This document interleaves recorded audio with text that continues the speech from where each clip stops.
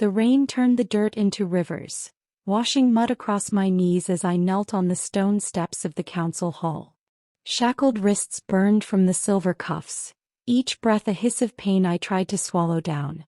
The crowd pressed close, their eyes hungry for a spectacle. "The runaway returns," someone sneered.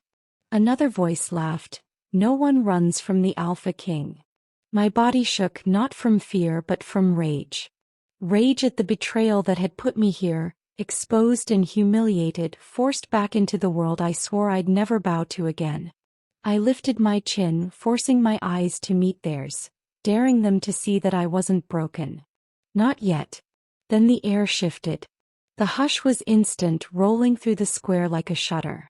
A low growl threaded the silence, deep enough to rattle the marrow in my bones. I didn't have to look to know who it was. He had come for me. Boots struck stone, deliberate and slow. The scent of pine smoke and storm followed him, curling around me like a snare. My heart stuttered when his shadow fell across mine. The Alpha King had arrived, and every part of me screamed one truth I didn't want to face. I was never free. Not from him. Not from the bond.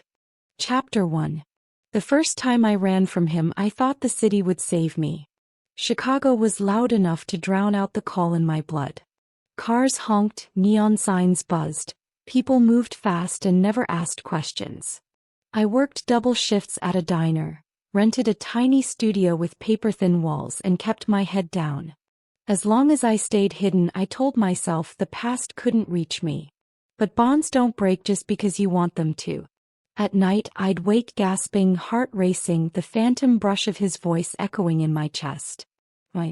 That single word haunted me, sharper than any nightmare. I'd claw at the sheets, whispering to myself that I wasn't his, that I would never be his. And still the burn lingered. "Sam, you're working yourself into the ground," my friend Jenna said one night, sliding a milkshake across the counter. She had that worried tilt to her brows, the one that always made me feel exposed. "I'm fine," I lied, forcing a smile. She wasn't convinced. Fine people don't jump at shadows every time a man walks in the door. I froze. The bell above the diner chimed, the door opening to the cool breath of October. My eyes darted up and my stomach plummeted. He was here. Not a hallucination. Not a dream. The Alpha King himself stood framed in the doorway, broad shoulders filling the space like the room had shrunk to fit him. His dark coat dripped with rain, amber eyes sweeping across the tables until they locked onto me. The world narrowed to that look, a tether snapping tight between us. The hum of voices died. Even Jenna's words faded into static. My pulse thundered. Run, my body urged. Hide. But my feet refused to move. He stepped forward, each stride unhurried, lethal in its certainty. People glanced at him, shivered, then looked away as if their instincts screamed what he was. When he reached the counter, he didn't speak right away. He just stared, and the air grew heavier, pressing down until my chest ached. Finally, his voice cut through the silence, low and rough. "Did you really think I wouldn't find you, Hannah?" The diner held its breath. My throat went dry. And in that moment, one truth crystallized sharper than the silver cuffs had ever burned me. The running was over. Chapter 2. The diner had never been so quiet. The sizzle of the grill, the hum of the neon sign, the shuffle of plates, all gone, drowned out by the weight of his presence. My palms were slick against the counter and I could feel Jenna staring at me, confused and afraid, but I couldn't move. His amber eyes pinned me like chains. "Stand up," he ordered. His voice wasn't loud, but it carried through the room with absolute authority. I shook my head, forcing the words out past the tightness in my throat. "You don't belong here." The corner of his mouth twitched, not quite a smile. "Neither do you." Gasps rippled through the customers. They didn't know what he was, but they felt it. The power. The danger. He stepped closer, the leather of his coat brushing my knee where I still sat frozen on the stool. I tried to force my body back, but the counter trapped me. "Hannah," he murmured, low enough only I could hear, Don't make this harder than it has to be. The sound of my name on his lips scraped across old wounds. Anger surged, fierce enough to cut through the fear. You don't get to decide what's hard for me. You don't get to decide anything anymore. For a moment something flickered in his eyes. Hurt maybe, or fury. Then it was gone. He reached for me, not gently. Hey. Jenna's voice cracked as she darted around the counter, grabbing his arm. She said, no, okay? You need to leave. He turned his gaze on her and the color drained from her face. He didn't snarl, didn't threaten. He just looked, and Jenna stumbled back like she'd been shoved. The room shrank around me. I knew then that resistance here was pointless. Humans couldn't stand against him. And if I kept fighting, someone innocent would pay for it. I forced myself to stand, legs trembling. Fine, I said. My voice was steady, though my insides were chaos. I'll go. The way his shoulders eased told me he had expected more of a fight. He took my arm, guiding me toward the door like I was nothing more than a wayward child. I jerked against his grip, but it was useless. His strength was immovable. Outside, the night air slapped cold against my skin. A black SUV idled at the curb, tinted windows hiding whoever sat inside. He opened the rear door and waited. The silence stretched, and I realized he wasn't going to force me into the car. Not in front of the crowd that had followed us to the glass windows, watching. No, he wanted me to choose. To climb in myself. To accept on some level that I was still bound to him. I hated him for that. So I slid inside. The ride out of the city was silent but thrumming. Rain streaked across the glass, neon lights fading into dark highways, then into narrow roads that climbed higher and higher into the mountains. I pressed myself into the corner of the seat, staring at the blur of headlights, refusing to look at him. But I could feel him. The heat radiating from his body. The steady rhythm of his breathing. The faint scent of pine and smoke that always tangled around me, unwelcome but unforgettable. Finally he spoke. You thought you could run forever. I did run, I snapped. For 2 years. You didn't matter. His head turned, slow, deliberate. Then why are your hands shaking? I curled my fists in my lap, furious at the truth. The fortress appeared just before dawn, carved into the side of the mountain like it had grown there, stone and iron rising against the mist. Tall spires reached toward the clouds, fires burned in sconces along the walls, and shadows of sentries shifted on the battlements. It wasn't a home. It was a cage with teeth. Inside, the air smelled of smoke and damp stone. He led me through vast halls lit by torches, the silence broken only by the echo of boots against the floor. Wolves carved into pillars seemed to watch me pass, their stone eyes cold. At the great chamber, a man stepped forward, tall, scarred, his eyes pale as winter sky. She broke the law, he said to the Alpha King. The penalty is clear. She ran. She defied. Murmurs rose from others gathered, council members, guards, strangers with sharp gazes. My chest tightened. I hadn't even been here an hour, and already the trial of my worth had begun. The Alpha King's jaw tightened. He didn't look at me when he spoke. State the rules. The scarred man sneered, circling me. She is not to leave the fortress without permission. She is not to speak unless addressed. She is not to raise her hand to any member of this pack. And if she defies again, he leaned close, his breath hot against my ear. She will be punished. The humiliation burned hotter than the silver cuffs ever had. My pulse roared in my ears. Without thinking, I lifted my chin. No. Gasps echoed off the chamber walls. The enforcer froze, then laughed. A sharp, ugly sound. No. You think you have a choice. He raised his hand, fingers curling like claws, ready to strike me down where I stood. And then the growl came. Low, deadly, rolling through the chamber like thunder. The Alpha King stepped between us, his body a wall of fury. Touch her, he said, his voice a blade, and you answer to me. The hall fell silent. The enforcer lowered his hand, lips curling in frustration. And for the first time since he'd dragged me back into his world, I realized something terrifying. Even when I defied him, even when I spat in his face, the Alpha King would never let anyone else hurt me. Which meant I wasn't just trapped by his power. I was trapped by his protection. Chapter 3. They didn't lock me in a dungeon. Somehow that felt worse.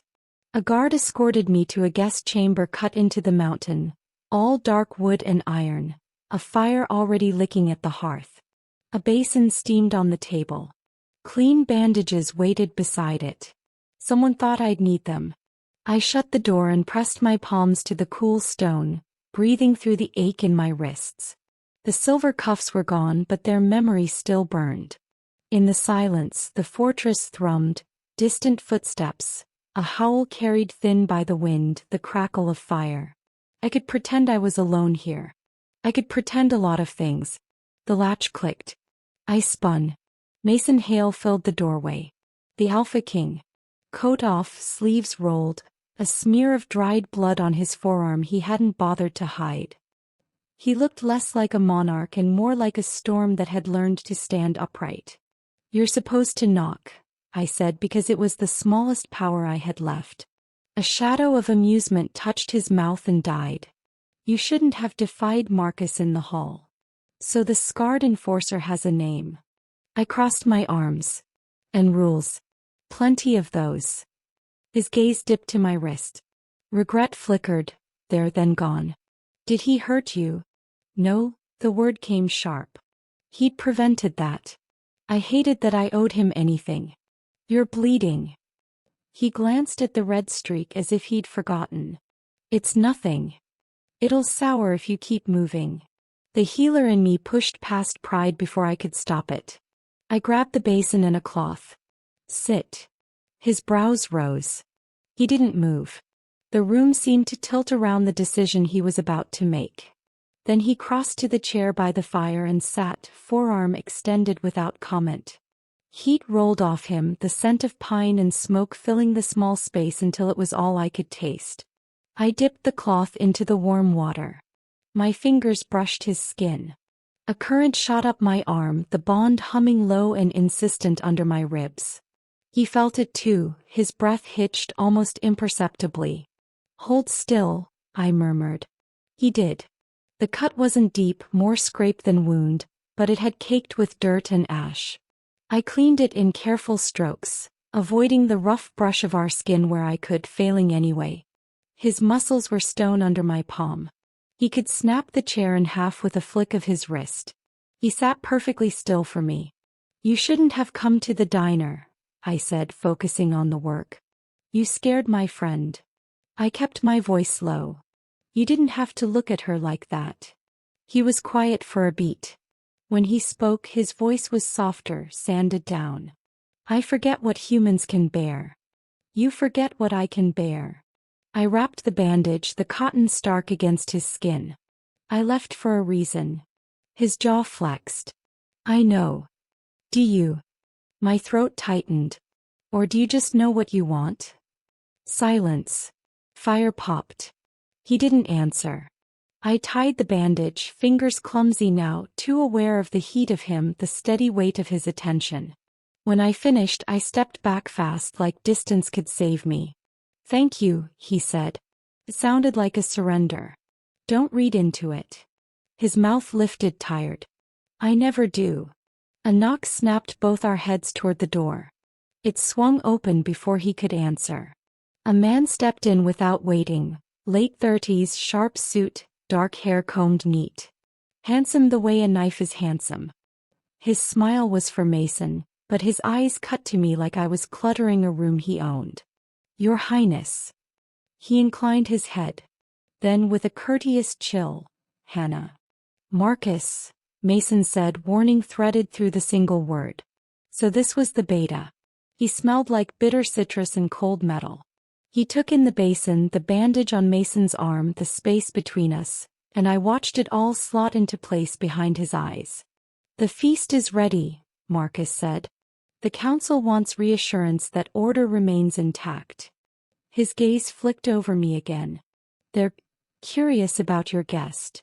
"She isn't a spectacle," Mason said. Of course not. Marcus's smile sharpened. Just a curiosity. I set the cloth down with more force than necessary. I'm not going anywhere.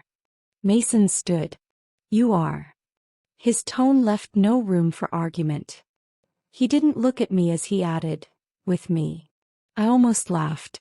The awful thing was I believed him. The great hall glowed with torchlight and low chandeliers, their flames painting gold across carved beams. Long tables sagged under roasted game and dark breads and bowls of berries so ripe their skins looked ready to burst. Wolves in human skin filled the benches. Soldiers, elders, traders, talking in low, rippling voices that stilled as we entered. Every head turned. Conversations stalled. The curiosity Marcus had promised rolled over me like heat. I lifted my chin and refused to look small. Mason took the high seat at the central table. Marcus slid into the chair at his right. The chair to Mason's left stood empty. He gestured to it without glancing my way. Sit. My legs moved before pride could argue. The wood was warm from the fire. I placed my hands on my knees to keep them from shaking. A woman poured wine into my cup, eyes down. Whispers darted along the table like minnows. She's human. She ran. The king brought her back himself. Music started somewhere. Low strings, a drum like a heartbeat. Platters passed. I reached for nothing. My stomach was a fist. Marcus lifted his cup. To the king, he said, voice ringing smooth. And to the wisdom that keeps us strong. To strength, the hall echoed. He turned to me with pleasant interest. And to our guest. May she learn our ways quickly. I smiled without showing teeth. Remind me which ways those are. Silence. Obedience. Not bleeding on the furniture. A few choked laughs. Marcus's eyes cooled. Respect, he said. For your betters. Then you first. A hush fell so fast the music stumbled. Marcus set his cup down slow. You mistake the king's protection for permission. The word protection slid under my skin like a hook. I felt Mason go still beside me, the weight of the hall's attention settling heavier. Marcus leaned back. Where I come from, strength is earned. We were taught that suffering builds it. He gestured toward me with a mild flick of fingers. The king drags home a stranger who fled his claim and expects us to pretend her defiance is a virtue. What lesson does that teach the young? My throat burned. Without thinking, I pushed to my feet. The lesson, I said, the words carrying farther than I meant, that mercy is not weakness. That protecting someone smaller than you doesn't make you smaller. That strength without restraint is just another word for cruelty. The hall pulsed. Shock, offense, something that felt dangerously like agreement. Marcus's smile didn't change. His eyes did. You speak boldly for someone here on sufferance. He tipped his head, voice softening. Tell us, Hannah. Why did you run? Mason shifted the smallest motion. Don't. He wouldn't stop me in front of them. That would make me look owned. He knew it. Marcus knew it. They boxed me with their rules and stares and waited for me to hang myself. I swallowed. Because I wouldn't be a prize. My hands trembled, so I curled them into fists. Because I wanted to be a person before I was a possession. Something sharp moved through the crowd. Marcus let the silence stretch until it strained, then smiled like a teacher correcting a child. And yet here you are, seated in the place of honor you refuse. I didn't choose it. He lifted his cup again, eyes bright with victory. No.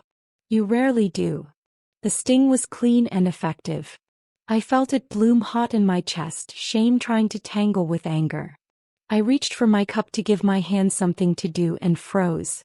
Across the table, a young server stumbled under the weight of a platter as a warrior reached out, impatient, knocking the boy's wrist.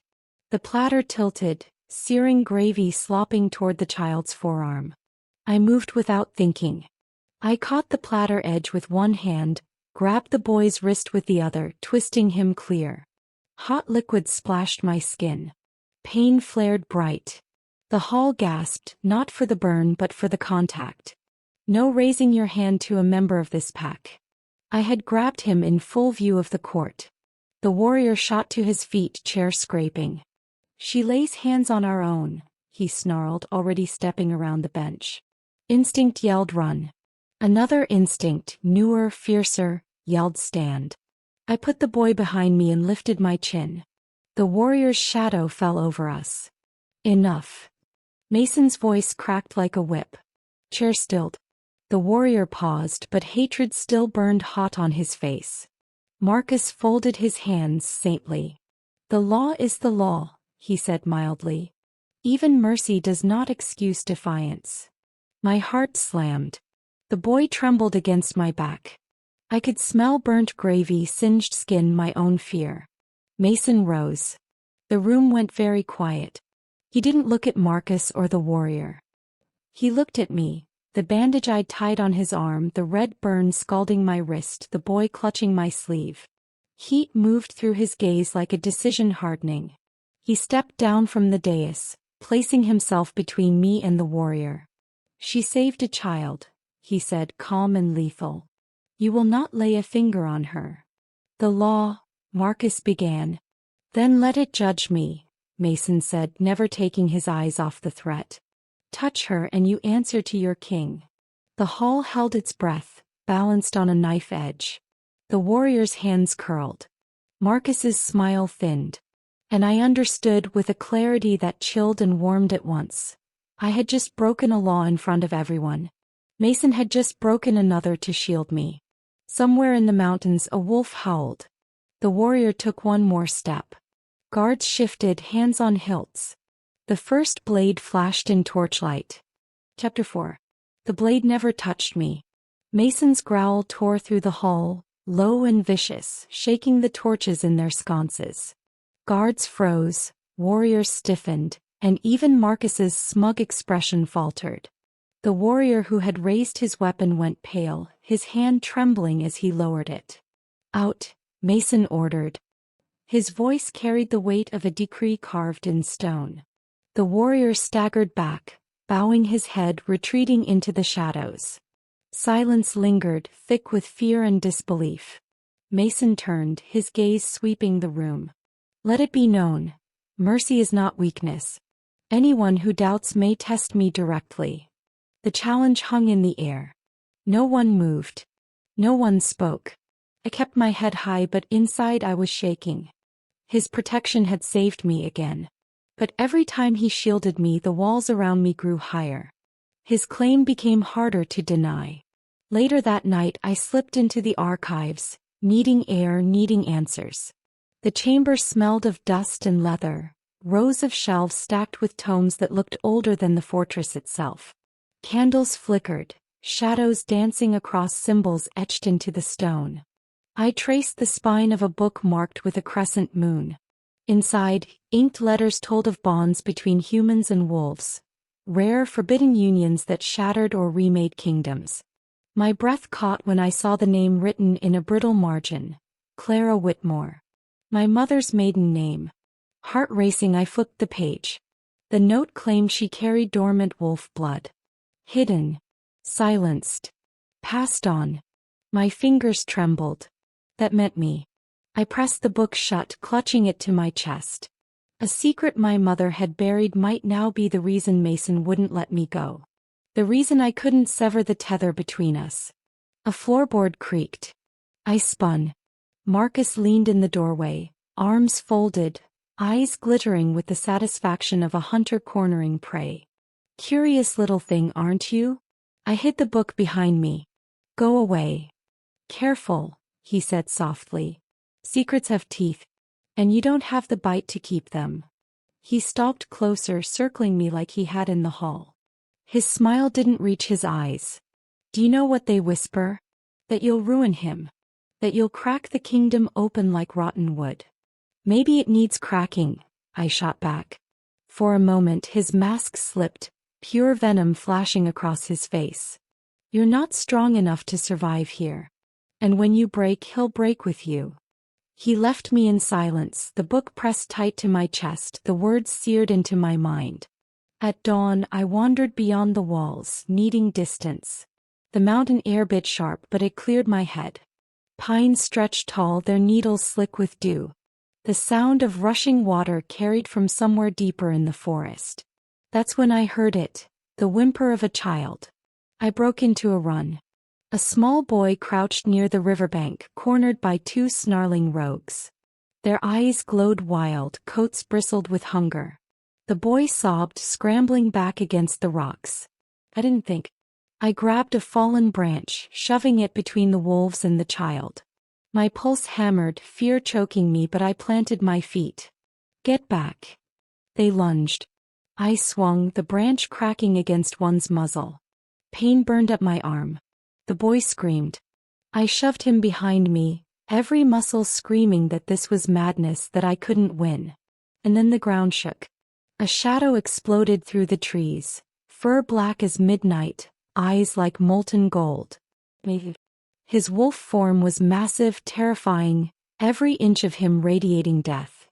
The rogues didn't hesitate. They bolted into the trees, vanishing like smoke.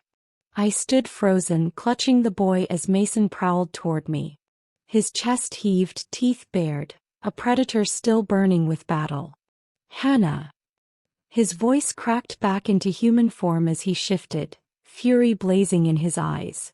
What were you thinking? I flinched. I was saving him. You broke the law again.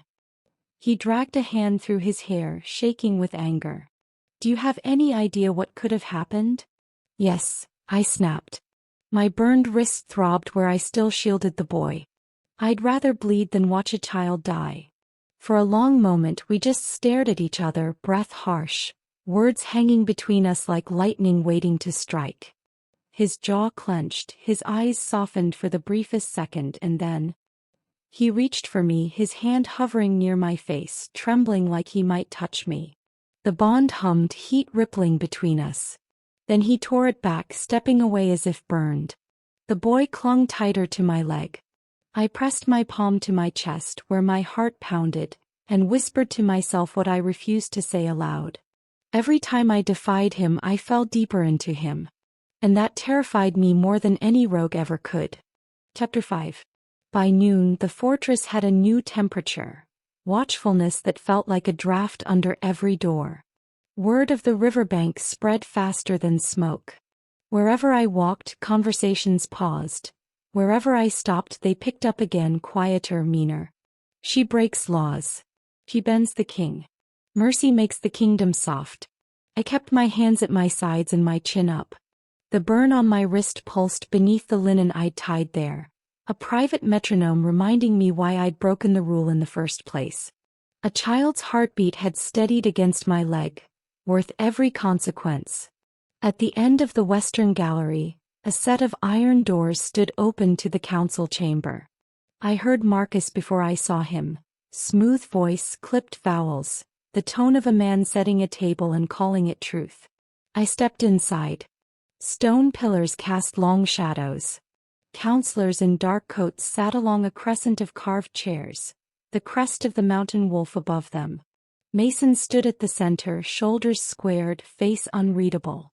Marcus didn't acknowledge me, he didn't need to. He paced to the edge of the dais, palms open, the benevolent butcher. Order, he said, is not cruelty. It is the spine of a kingdom. Without it we collapse. His eyes finally slid to me. She has broken 3 laws in as many days. The hole. The archive. The river. A murmur.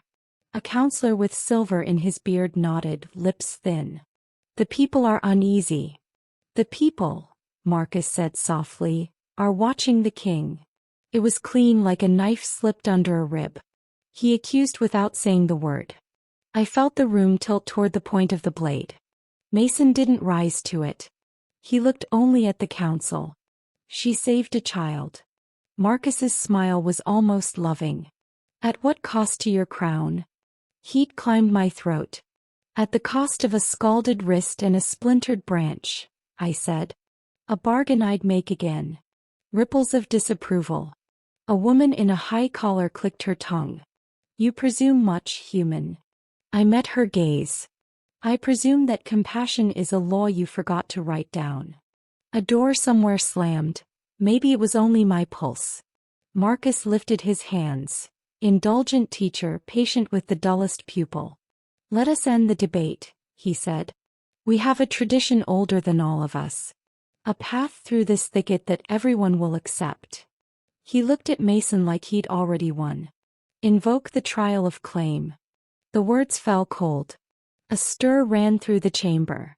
Even the torches seemed to gutter. I didn't know every detail, but I knew enough. A gauntlet of tests that had broken wolves bigger than me, judged by laws carved before mercy had learned to speak. Mason's jaw worked once, a small grind of teeth, the first crack in his stillness. The trial is used when the bond is disputed. Marcus held my gaze when he answered, enjoying it. It is. He turned back to the council. And who disputes more loudly than a runaway? The room leaned. The silver-bearded counselor folded his hands. If the bond is real, the trial will bless it. If it is not, the trial will break it. The people will be satisfied either way. I heard the unspoken ending, and the king will be blameless. Mason's eyes found mine. For a heartbeat, the chamber fell away. Only the wolf in his gaze, the storm I kept pretending wasn't my weather. He looked away first. When he spoke, his voice was iron. Very well. At moonrise tomorrow. The verdict landed like a dropped chain. A scribe scratched it into parchment. Marcus inclined his head, victory tucked tidy behind his teeth. I forced my palms flat against my thighs. What does it prove? I asked. If I survive? Marcus turned with a sigh of affection as if explaining bedtime rules. That you are strong enough to stand beside a king. And if I don't? Then the kingdom is spared your weakness. I almost laughed at the neatness of it. That I looked at Mason. You would risk me to prove yourself right? A flinch so quick only someone who knew to look would see it. I would risk the trial, he said, to end the snarling around you. Around you, not at you. He would take the bite to his own throat if it meant the pack stopped circling. It should have softened me. It didn't. It made me furious that he could call this protection. Prepare her, the silver-bearded counselor said. No visitors. No interference. No, Mason said. She is not a prisoner. You just made me one, I said quietly. Silence pooled. Marcus let it sit. He knew the slow kill of a sentence said softly. They escorted me to a smaller chamber off the east hall. Stone walls, narrow window slit, a cot covered in fur. Not a dungeon, not a home. A holding cell dressed in better clothes. The guard at the door stood ramrod straight, eyes fixed ahead. A tray waited on the table. Bread, broth, a small ceramic jar of salve. I almost smiled. Mercy as amenity. I washed my hands, dabbed the burn, and watched the skin drink the cool. Across the room, a bundle lay folded. A simple shift, linen soft from the wash. I ran my fingers over it. Stripped down. Trials like you small. A soft knock. The guard stiffened. No visitors. I outrank your rule, came Marcus's voice, far too pleasant. He stepped inside without waiting for permission he'd never ask. The guard stayed stone. Marcus set a wrapped parcel on the table and untied the twine. He lifted a necklace from its bed of cloth, a thin chain with a narrow piece of stamped silver. A charm. He offered it to me with 2 fingers. For luck. I didn't take it. You don't believe in luck. No, he said.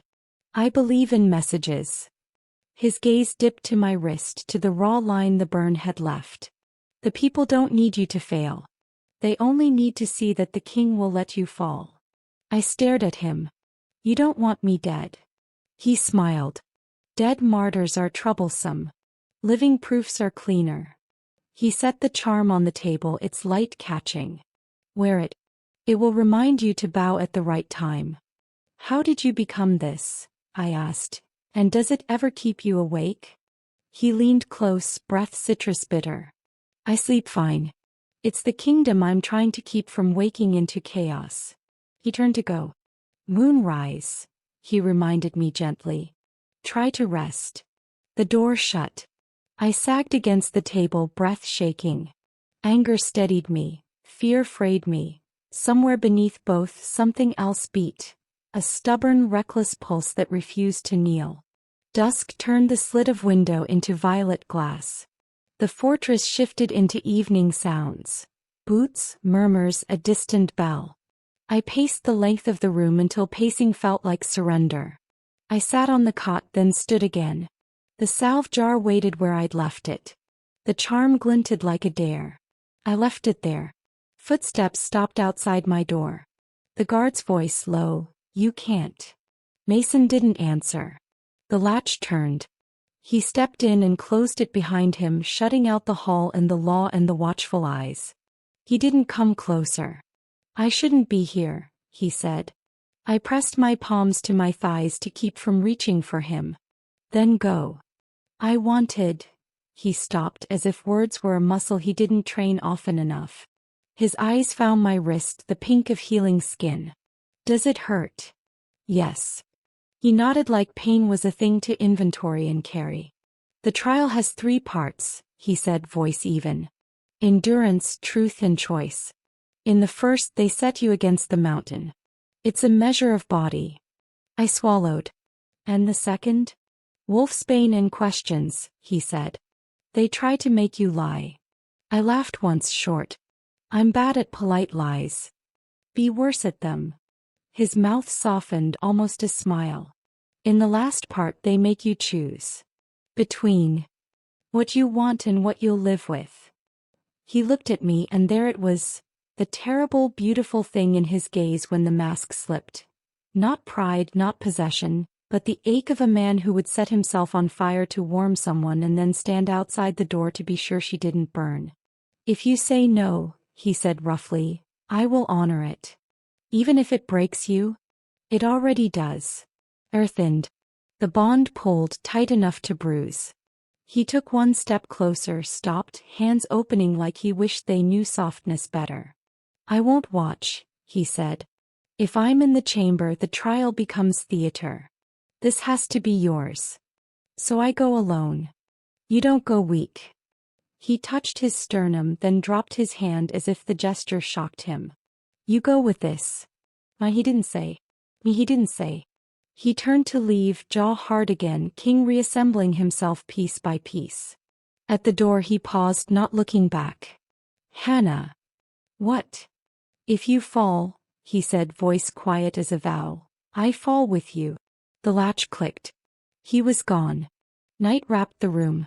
I stood very still until my breath found me again.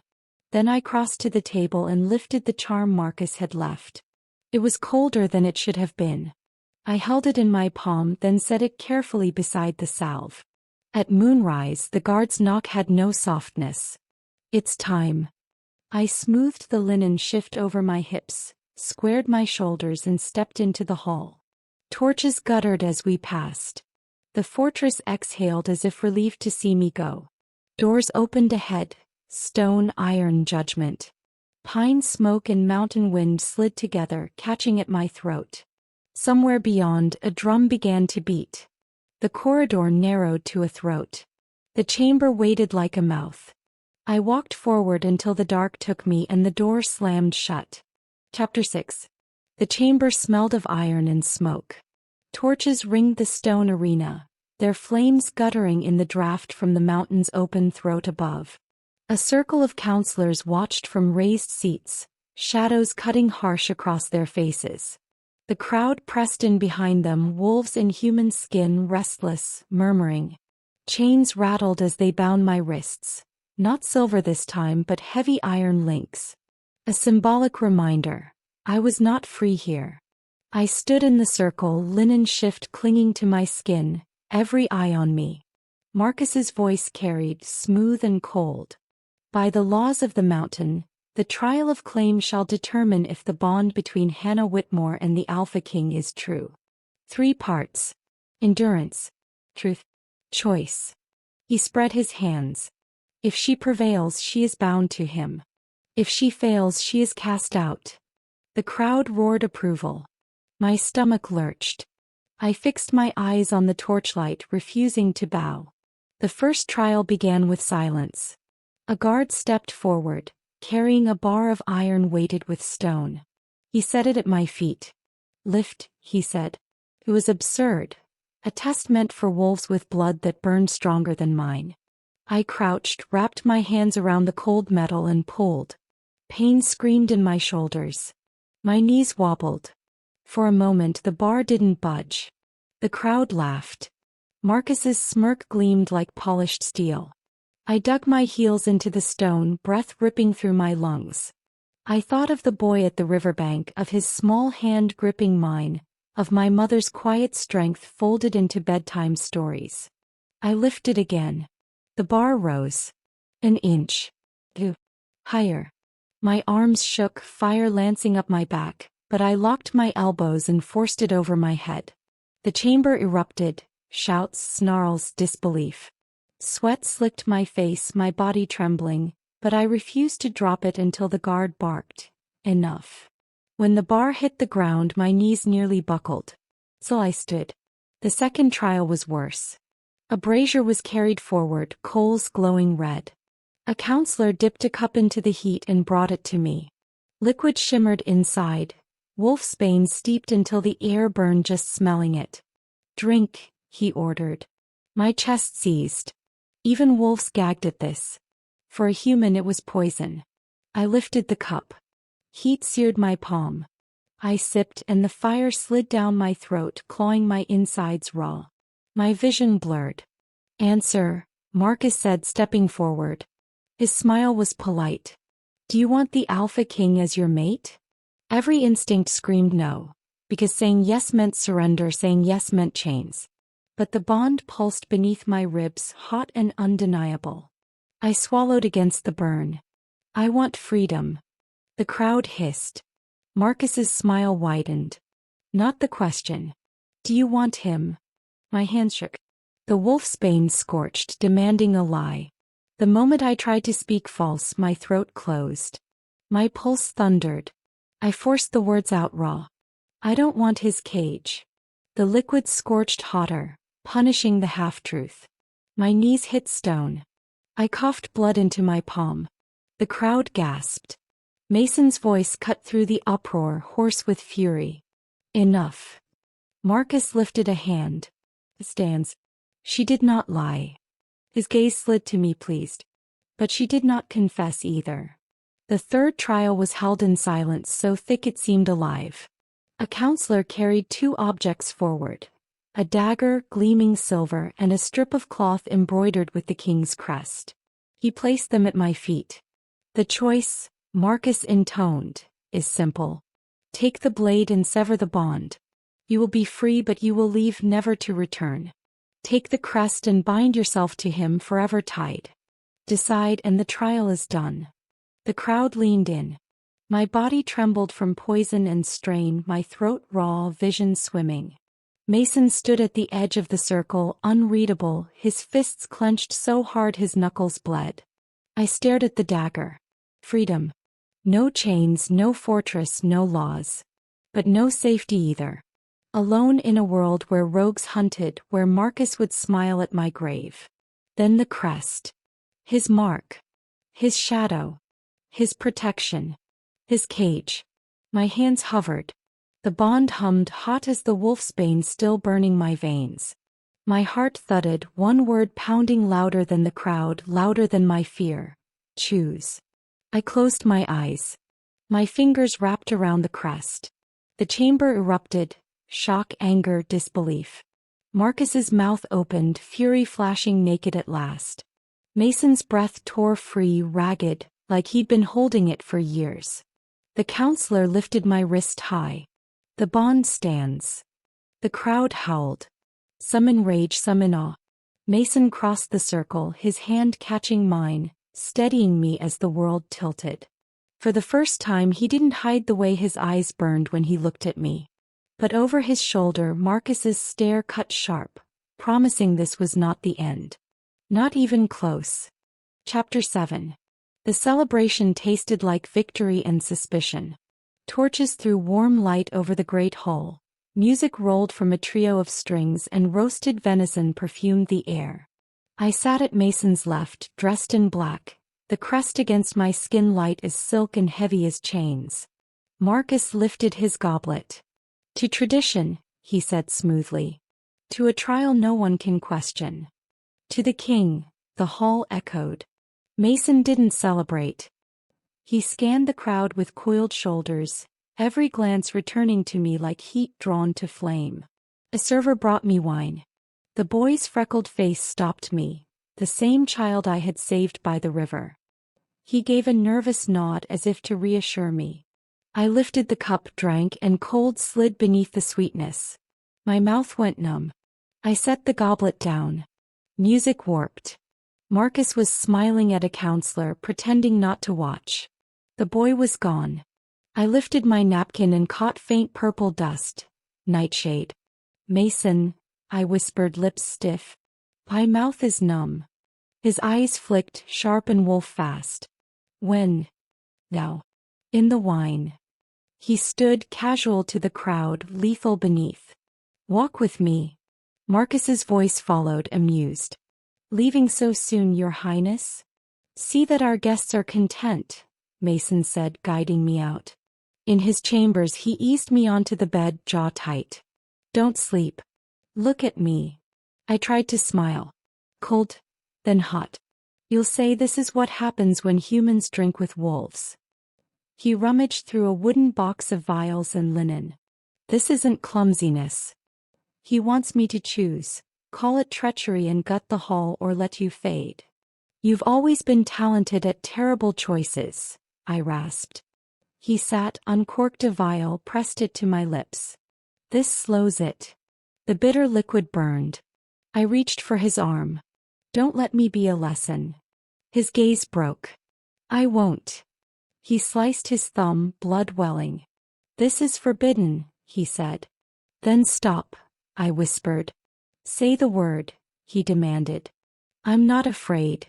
The first drop hit my tongue, iron pine heat. Pain vanished, replaced by a deep hum that matched his pulse. My heartbeat steadied into his. He bowed his forehead to mine, breath ragged. Footsteps outside. Mason wiped my mouth, slammed the mask of king back into place and opened the door.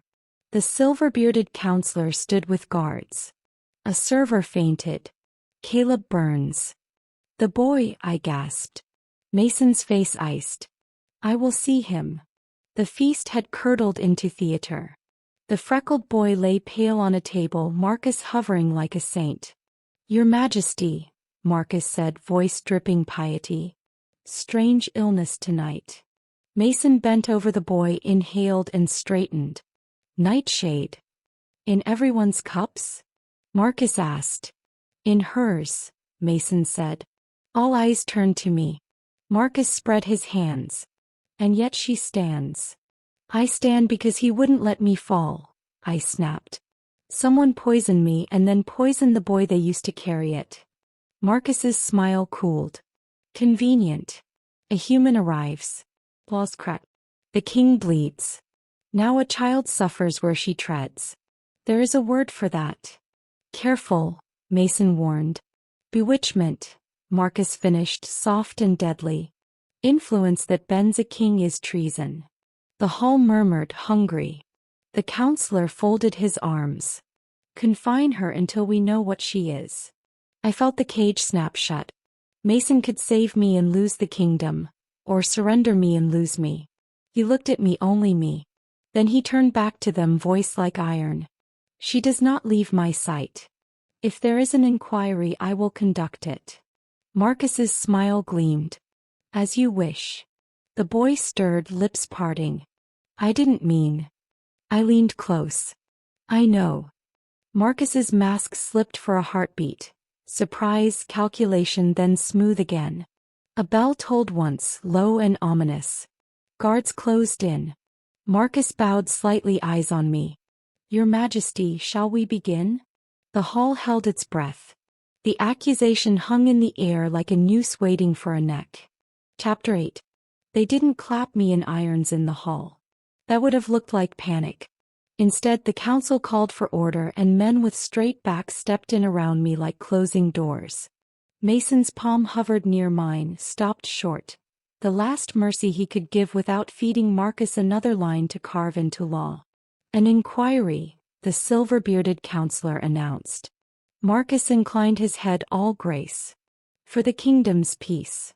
His eyes never left my face. The chamber smelled of smoke and judgment. I stood in the circle where I had bled during the trial. Mason at the edge, jaw locked. Marcus opposite, hands folded like prayer. State your charge, the counselor said. Marcus's voice was gentle. Influence. The human bends the king. A child sickens after touching what she carries. The freckled boy was brought in, pale but alive. I didn't mean to hurt anyone, he whispered. You didn't, I said. Someone used you. Marcus spread his hands. She speaks like a queen before she's earned the right to wash our floors. Enough, Mason warned. The counselor turned to me. Hannah Whitmore, are you a witch? The room stilled. No. Do you ensorcel the king? I looked straight at Mason. No. He isn't the kind of man anyone compels.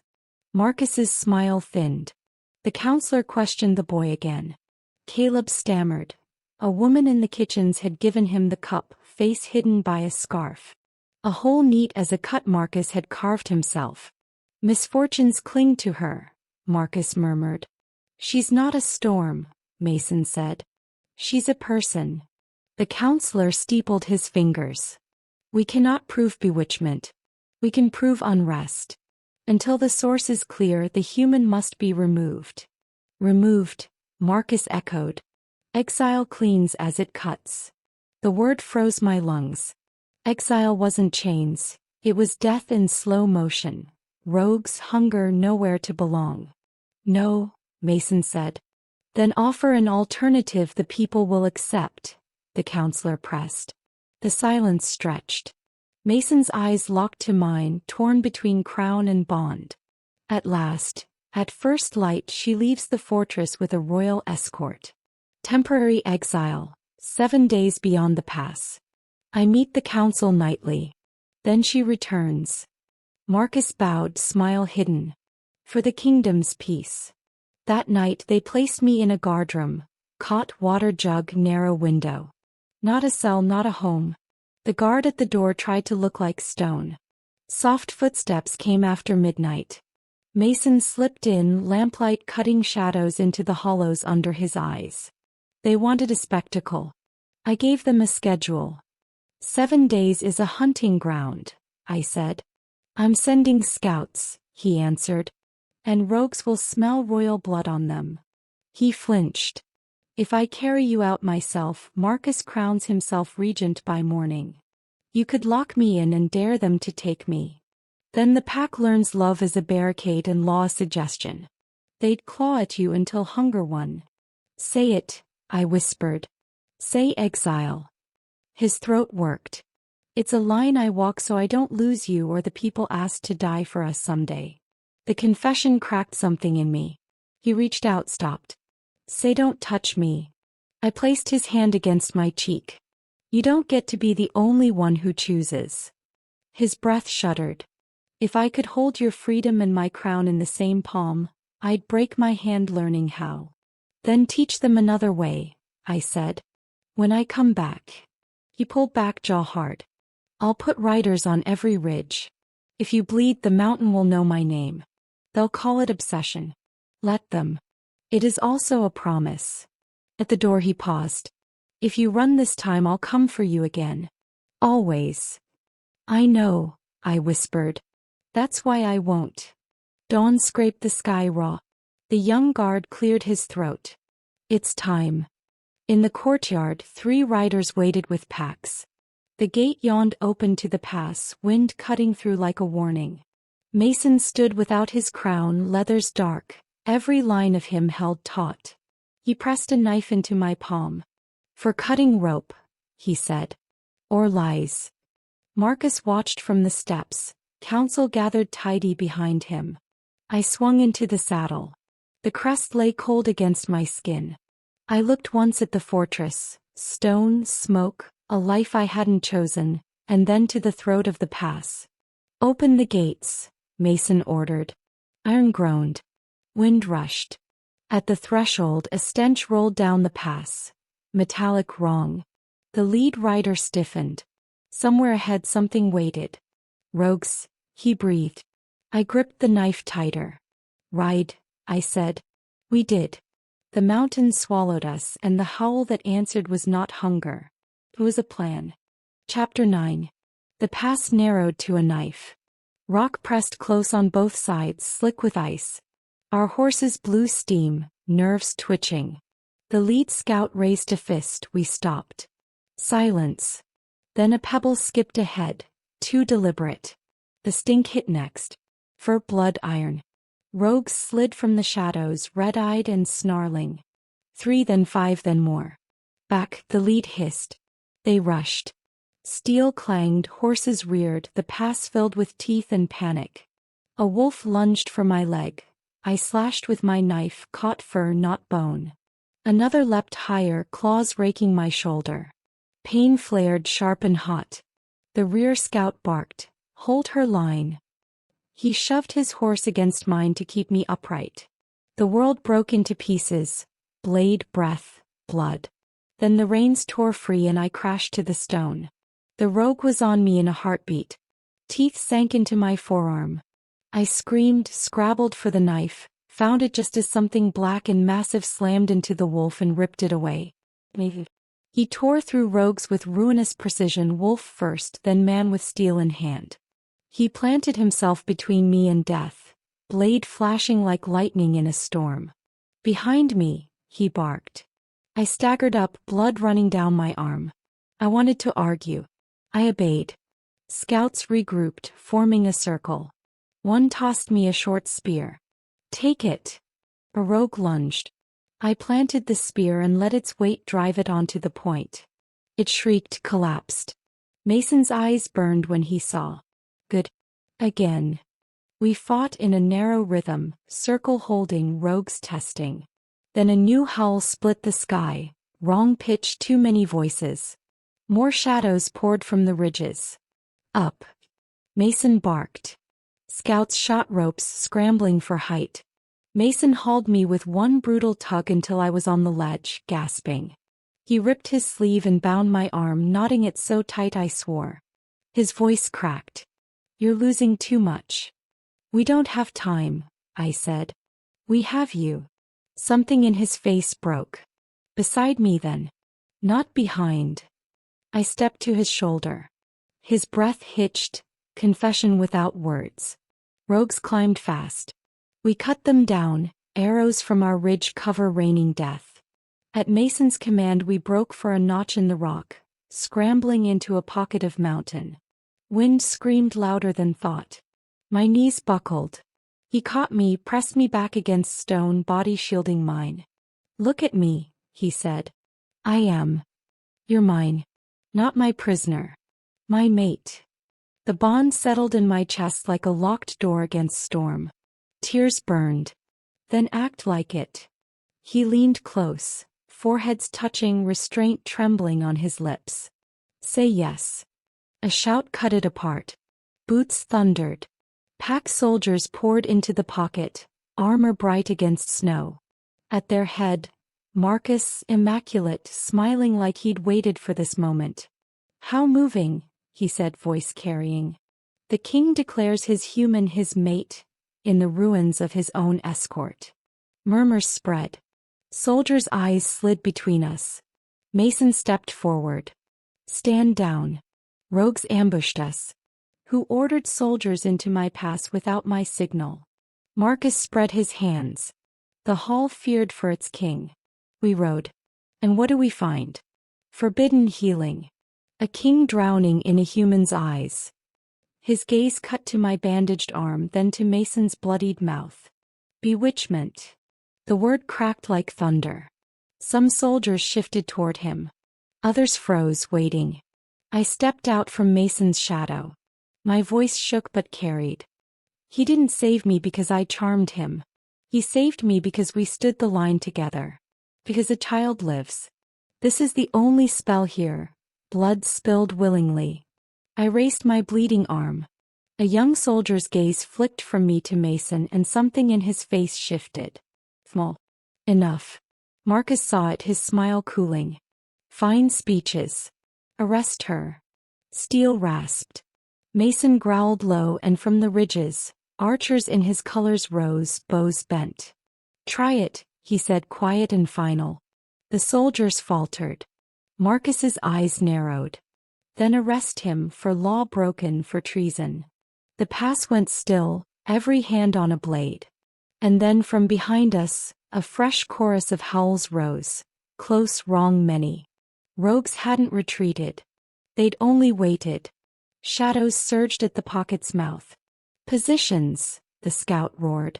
Mason seized me, pulling me behind a jut of stone as the world erupted again into teeth, steel, and a choice neither of us could outrun. Chapter 10. The rogues hit like stone falling. Steel clanged, arrows hissed, the stink of iron thickened until breath burned. Mason fought like the mountain itself, wolf and man holding the breach. A horn boomed down the pass. Not ours.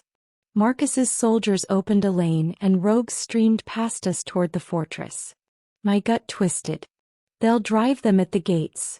Prove you weak. Mason's gaze locked to mine. Decision flashed. Fall back.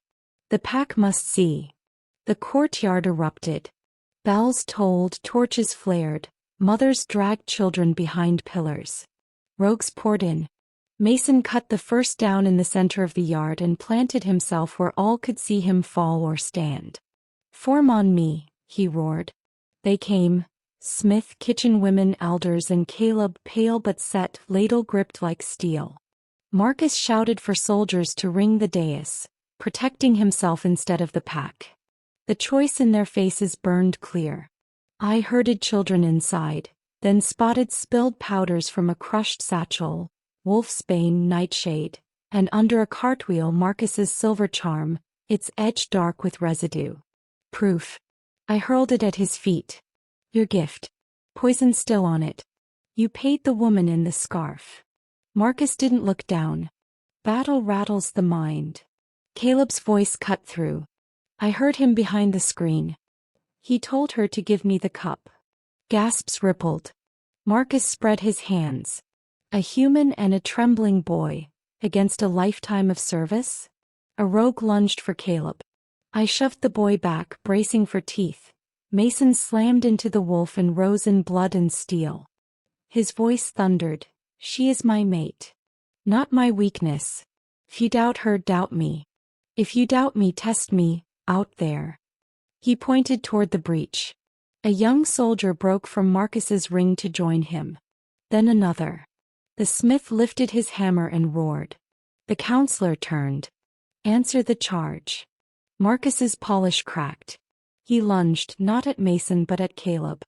His blade kissed my side when I blocked, turned by the little knife Mason had pressed into my palm. I twisted his wrist, the sword fell.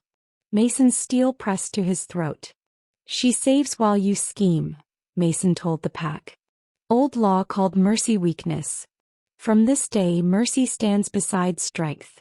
Any who use suffering as proof of virtue answer to me. He hauled Marcus into the courtyard. Exile. Banished beyond the pass at dusk.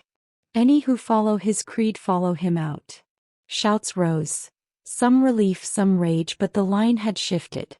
Guards seized Marcus. He spat at our feet.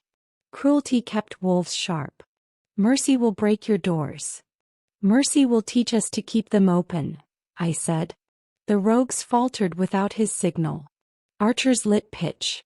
Snow began to fall. I swayed.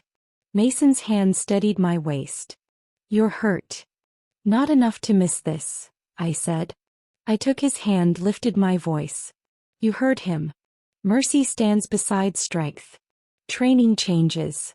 Kitchens feed first. Healers rank with warriors. Children learn rope as quickly as knife. Silence, then a ripple of relief and fear. The counselor set his cane hard. So noted. So kept. Mason's thumb brushed my side, quiet beneath the noise. Say it, he murmured. Or don't. But choose. The courtyard watched. I stepped onto the stair beside him. I choose. Not your cage. Your side. A sound rose, not cheer at first but breath breaking free. Then a cry sharp as a chain snapping. Soldiers straightened. Elders nodded. Somewhere near the kitchens a woman laughed through tears. Mason bowed his head, kissed my knuckles, gentle and public. Mine by your choice. Yours, I said steady. By mine. Above us the fortress seemed to breathe. Torches hissed. Snow fell. And from the ridges the pack howled, not fear, not hunger, but belonging. Epilogue. Winter softened but never left. Snow clung to shadows, yet the fortress smelled different now. Pine smoke bred from open kitchens, less iron. Where I had once knelt in chains, children drew wolves in chalk, their laughter filling the stones. In the yard, teens practiced rope throws before blades. Mora, once keeper of punishments, clapped when a knot held. Healers rank with warriors, she reminded, and they repeated it with rough pride. Kitchens fed children and elders first, soldiers next, and no one argued. Caleb hurried across the stones, ledger under his arm, whistle bouncing. He traded ladles for logistics and wore it well. We're short bandages, he called. Cut old banners, I answered. Strength looks better wrapped around wounds than hanging above them. His grin lit brighter than torches. Mason found me on the balcony, wind in his hair, eyes carrying the mountain's weight. He pressed his palm over the scar on my arm. You started without me. You were racing scouts, I teased. They're supposed to win. His mouth almost curved. We watched the courtyard. Elders painting murals of wolves and people sharing one horizon, children threading rope like treasure. Mason's hand stayed at mine. You did this. We did, I said. He nodded. Marcus is gone. Exile teaches fast. He won't return. I breathed easier. Let him argue with the wind.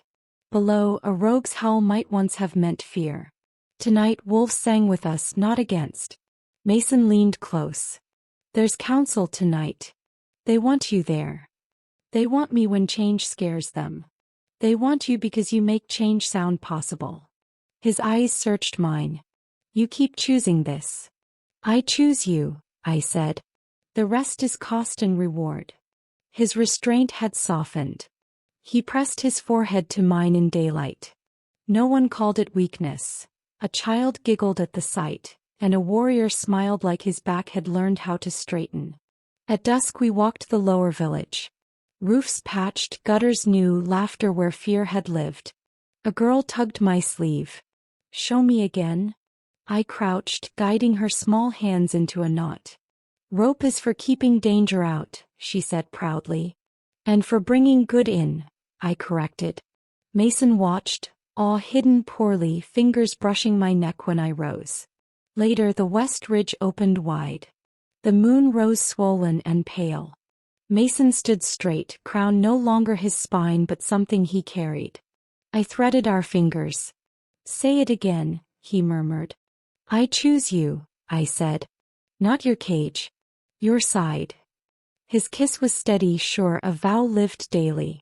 From the valley howls rose, not fear, not hunger, but welcome.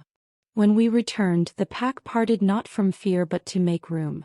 Torches hissed, murals glowed, and the fortress seemed to breathe as if stone itself had lungs. Mason's thumb brushed my hand, grounding me. A boy's laugh broke into a howl, and others joined until the night rang with messy, perfect belonging. I lifted my face to the moon and answered, not fighting a cage this time, but singing for a door held open. Thank you for listening to the end. Which moment hit you the hardest? Drop your favorite moment in the story in the comments below. Don't forget to like, share, and subscribe for more epic werewolf romance audiobooks. Your support keeps me going.